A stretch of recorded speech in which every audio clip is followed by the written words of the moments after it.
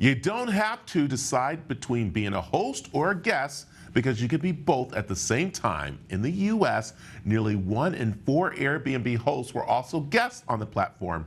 Now check this out. Each host typically earning almost $12,000 between January 1st and June 30th of 2022. Join us now to talk about this and her experience of being a host of an eco cabin in Ontario, Canada. It's Caroline Hutt. Caroline, good morning to you. Hi, thanks for having me. So this is pretty cool that you are a host, but also, you like traveling and doing stuff. But tell me a little bit how this all gets started.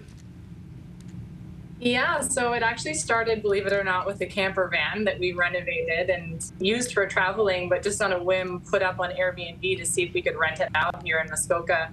It ended up being rented as much as we wanted, and we decided there really is a market for a unique listing like that on our property. So we actually sold the camper van. We took the profits from that and built an off-grid cabin here that's been a permanent fixture both on the land and on Airbnb since.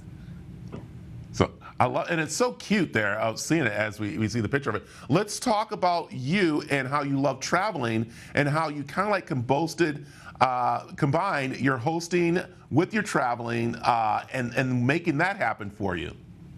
Yeah, so I mean, when I'm here, I'm working and renting out the cabin and interacting with guests from all over the world. And then I will block it off, I'll pre-plan my own travel throughout the year and block off my cabin so no one can come stay here. And then I take off and do my own travel with the income that I've earned. I like that. Okay, let's talk about the finances of this because as we just saw, $12,000 some of people have made hosting. What are some of the experiences you have in the financial that this has brought you? Yeah, so this past year we rented the cabin about a third of the days available in the year, and it brought us 45,000 Canadian dollars. So yeah, it's been pretty great for us and definitely funded our travel and more.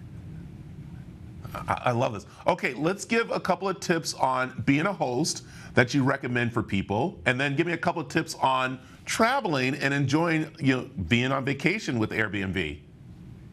Yeah, so I mean, the Airbnb platform makes it super easy. So you can check out that platform. They have everything from the calendar to helping you interact with guests to when it comes tax time, you can print off all your tax information through them.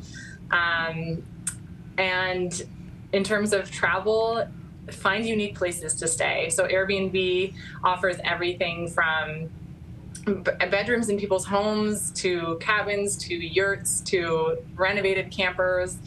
You can really find it all there. So find something really unique, and it'll shift your perspective when you're traveling.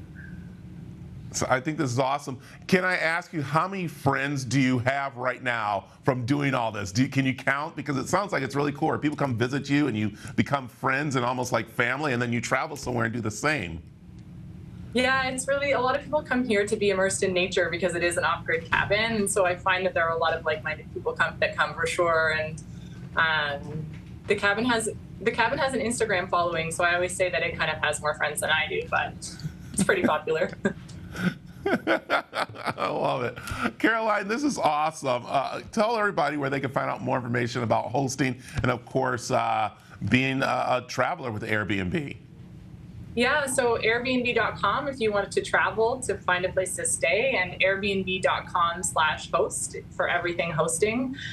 You can check out our cabin on Instagram. It has its own page there at Eco Cabin Muskoka. Perfect. Caroline, thank you very much for joining us. Thanks for having me.